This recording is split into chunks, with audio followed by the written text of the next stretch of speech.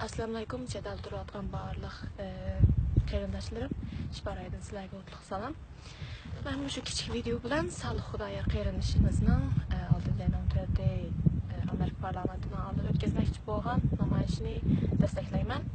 Facebookda, WhatsAppda videolar kelyapti. Bizning ishimizdagi yoki bizdan cho'ng adashlarning singillarning bizning kichik bo'lishi mumkin. Singillarning adashlarning chiqib qizlarning mecburlab tehdit selib Xitoylarga yatlanayotganligi bizga bilinyapti. Shu ko'ngimiz shunchalik yerim. O'sha vaqtda ayollar sapga atlandi, qizlar sapga atlanyapti. Erlar o'g'abalar yana o'tiryapti. Saqlab. Nimani saqlayapsizlar?